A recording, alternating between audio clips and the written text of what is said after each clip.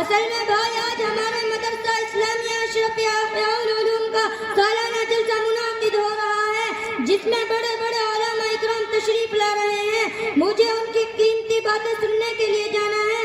میں اس مبارک موقع پر آپ سے کچھ ضروری باتیں معلوم کرنا چاہتا ہوں، اگر اجازت ہو۔ جی ضرور کیجیے، میں انشاءاللہ اپنی وسعت کے مطابق جواب دینے کی کوشش کروں گا۔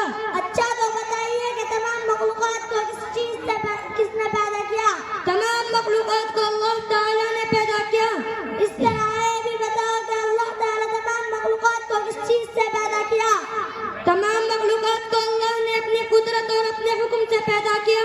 جو لوگ اللہ تعالیٰ کو نہیں مانتے ہیں، اللہ کے علاوہ اور بہت سے خدا مانتے ہیں، ایسے لوگوں کو کیا کہتے ہیں؟ ایسے لوگوں کو کافر اور مشرک کہا جاتا ہے۔ اچھا تو بھائی یہ بھی بتاؤ کہ کفار و مشرکین بخشے جائیں گے یا نہیں؟ کفار و مشرکین کی کبھی بخشش نہیں ہوگی، بلکہ مرنے کے بعد وہ ہمیشہ عذاب میں رہیں گے۔ یہ بتاؤ کہ دنیا میں کل کتنے پیغمبر آئے؟ نبی اور رسولوں کی صحیح تعداد کا تو علم نہیں ہے، البتہ دنیا میں تقریباً 1.25 لاکھ پیغمبر بھیجے گئے، جن میں سب سے پہلے